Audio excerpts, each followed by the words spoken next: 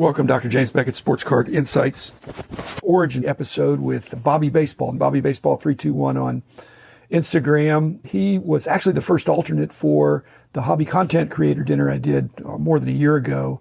And he just remembered that he almost made the cut, got in too late. So I promised him that we'd do some episodes. He has a fabulous collection and likes to show it. He's a private guy. It's not his real name.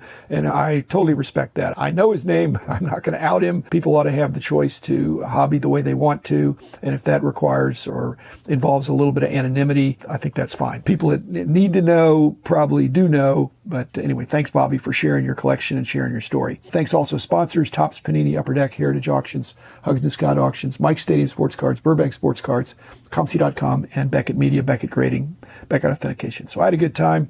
Kindred spirit, somebody that really likes a lot of things, but certainly has a bigger heart for vintage and primarily baseball. So thanks, Bobby, and hope listeners enjoyed as much as I did. Bobby Baseball, you've got a great collection.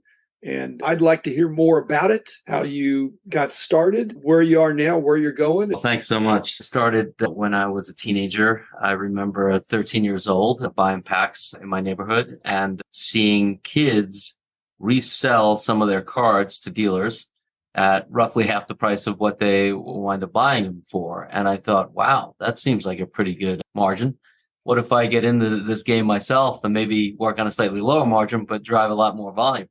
So when I turned 14, I grabbed a buddy of mine who was 12 at the time, and we asked our parents to get us a tax number, and we started selling at shows and did that for a host of years through the mid-'80s and saved up a lot of money, actually enough money to help pay my way through college. And I'd stayed with the hobby from those years till the present day, putting together all the top sets. I was born in 73. So as I started earning some money in my career in technology, I started building out all the late 70 sets, then the early 70 sets, got from 73 till present day. And then more recently, probably about 7 or 8 years ago, came into a bit more money. Having developed my career, I decided to work my way back to 52. And was proud enough to finally make my way to 52, completing the set at the National, I think, in 2015, getting the last card for the 1952 set. But the one thing I'd always had my eye on, and I remember sitting at a card show, I think it was 1987 with my partner, when we first heard about the Honus Wagner being bought by Wayne Gretzky, and thinking to myself, gosh, one day maybe I'll earn enough money or save enough money to go get that card. Right when COVID hit, I had seen one in an auction that I really loved, a really well-loved Honus Wagner 01 that's got all the creases and all the love that you could possibly imagine. I was proud to win that and make that part of my collection. Since I've been continuing to build out, I finally finished the T206 set in total. In tandem, I worked on rookie cards of all the Hall of Famers written in by the Baseball Writers Association. So I have all those, all the rookie cards of the 500 Home Run Club, the 3,000 Hit Club, all the World Series MVPs, all the rookies of all the MVPs in general. I'm currently working on the rookie cards of all of the retired numbers of every baseball. These are RSA set registry groupings. These are your own groupings, right? They're my own groupings. I make it fun for myself in some cases. For, let's say, the 500 Home Run Club, the decade in which they hit their 500th home run, I would go get the PSA equivalent. So if it's in the 80s, get a PSA 8. With some collections, I do them completely raw. With some, I intermix some of the PSA because there's just some expensive cards in there. So it's just something that stayed with me now for, as I mentioned, over 30 years. And probably 5-6 hours a week, I'm in my office sorting through cards, listening to YouTube and listening to some of the podcasts like your own to help me get centered and get me going for the next day at work. Bobby, the dilemma that only a handful of people have in the industry, and you do, I actually do not have this dilemma, is what do you do after you get a Wagner? And the way you've described it, it doesn't sound like you're looking for an upgrade from your one, because as you said, this is a real card that was loved and handled by maybe several people, but a super tough card, an iconic card. In terms of grails, what I've been doing as well over the past 10 years or so is collecting full player runs, but also full player runs autographed, which is really tough to do. I finished Mantle's run all autographed, and that took me about 7 years. Same thing Mays. So supposedly there's only 10 52 Topps Mantle's autographed. I think it is something. That's what they know. I'm sure there's more, but maybe that's based on pop reports. That's right. Also, the Bowmans, only a handful of the Bowmans. 8 years ago, I got the 51 Bowman autograph that was on Pawn Stars that they passed on. But finding the person they had it made that part of the collection. There's so many vectors to go in vintage. I know, but that's one that I don't think you're doing it for wealth creation or wealth preservation. But along the way, maybe ahead of the game in terms of not just autographed rookie cards, but autographed cards of great players who have long passed away. I think so. I think they're undervalued based on any kind of a pop report or recognition of an autograph version is probably equal to an upper grade version, but it's not priced that way. That's right. That's my sense for it for two reasons. One, autograph cards became more popular in the 90s when they're actually produced by the manufacturers. And secondarily, I think one of the reasons we didn't want to have players deface our card by autographing it back in the day was before slabbing, because you could swipe it or you could run your hand over it, whatever. But once it's slabbed, it becomes captured in time in many ways. And as you say, the scarcity of these things is unbelievable, and some of the eye appeal you can get.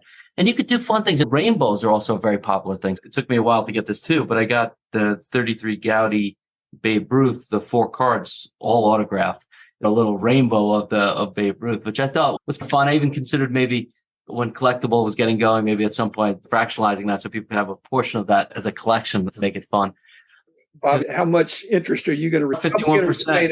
Controlling interest. Yeah, controlling interest, exactly. I didn't do it because I like just having these things, and I have them in a safe deposit box vault. Collectible. I think there's an opportunity there, and they're filling that niche, and I don't think they're messing up. It's just, it's evolving. But my guess is you're not their customer, and I'm not their customer, because I want to have my cards. I'm not even a good customer for a vault. How are you on that? Do you want to own a piece of something or the whole thing?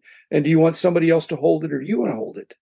No, I want to hold it. I want to have it. Every time I add cards to my collection, I go to the safe deposit box, and there's a room there. You can sit and you look at the Wagner again. You look at some of these Ruths. It's amazing. The only reason with that one I considered it is because it's not just a card. It's almost a collection. And so you almost want to share it with other people in that way, the rainbow of autographed Ruths. But generally speaking, I want to have them. I don't send anything into vaults. And it's my collection. It's a physical collection. Yeah. That's what I feel. I want to be able to show people. I don't show people as much because I've got too many cards. Yeah. I don't know if you feel like that. If you've got complete sets from the 50s and the 60s, let's say that a 2-decade run, do you have 20 times the average number of cards, or 600, or do you have many items? They may be in binders, they may be in boxes, but if you're inventorying it, they're complete sets. Item 1, it's a 52 top set. But if you wanted somebody to look at it, they'd want to pour over it. And that's too nice of a set to put in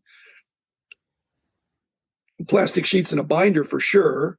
That's right. If it's slabbed, it's a significant weight and storage. I keep all the sets in beautifully labeled but regular boxes. And I have maybe the top 10 to 20 cards that are either in mag cases or PSA holders in Pelican style cases. So if you want to show someone your collection, you could pull out one of these Pelican cases, and you've got most of the 50s in there, the primary stars, with the exception of the very highest end ones that you keep in your kind of in your vault. That's almost exactly what I do. I really haven't talked to somebody.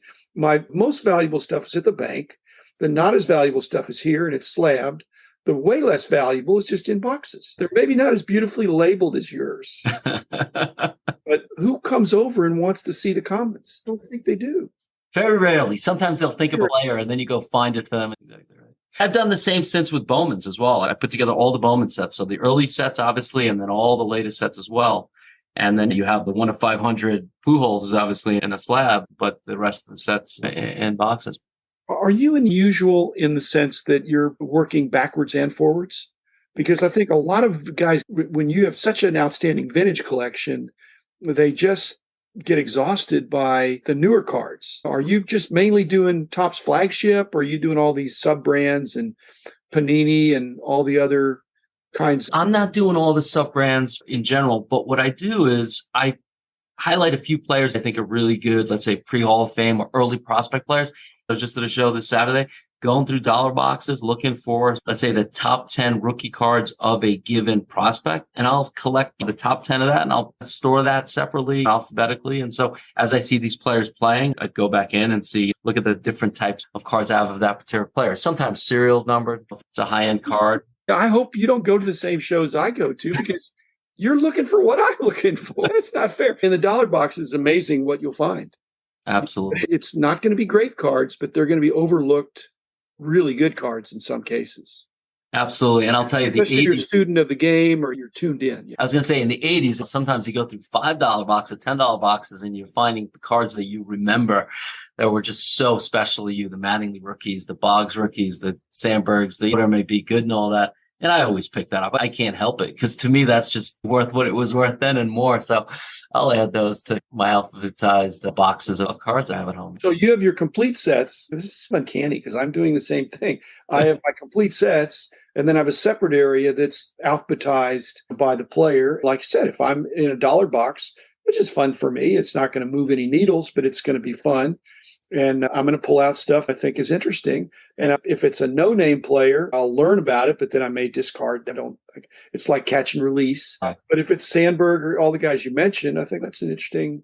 I may already have it, but who cares if I have another one? That's exactly the way I've been doing it. It keeps it fun because you're interacting at these shows with kids who are doing what I was doing when I was 14 to 15 and flipping cards.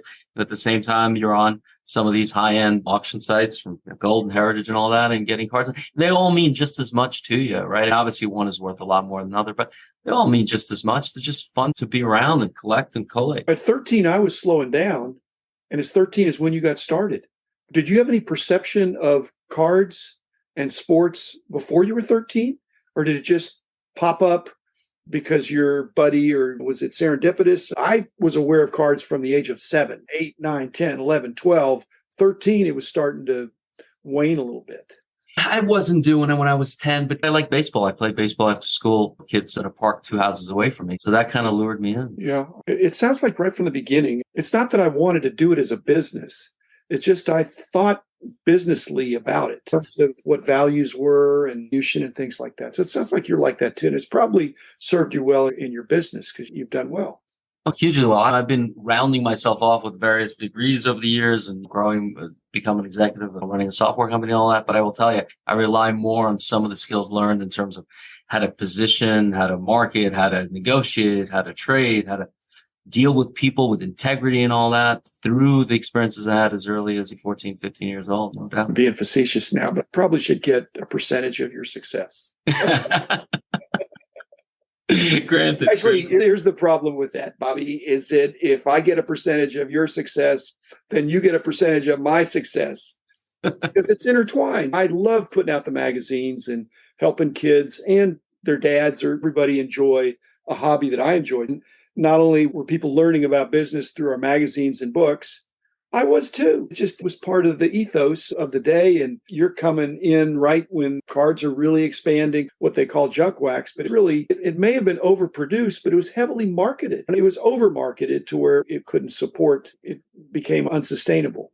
Absolutely. Maybe the hill we're surmounting now in the hobby potentially as well, no doubt. But I'll tell you, that doesn't keep people like you and I and other true collectors from continuing to grow and develop their collections. As I was mentioning earlier, and now that with the T206 set done, I've started on the T205, which are the most beautiful cards. Just the other day, holding one of these in my hand with the gold border. Oh my goodness. These are just amazing. To think that they're over 100 years old. It's just incredible to start putting that set together now. Arguably, that's a higher production quality set. The chipping on the gold borders is such that they just get crushed in grading, I think. Yeah. They're beautiful cards. And what I do is I buy the reprint set first. I did the same with T206. I put it in binders. And then as I collect the ones that are real, I sort of compare. And it's just so much fun. So it becomes like a physical checklist.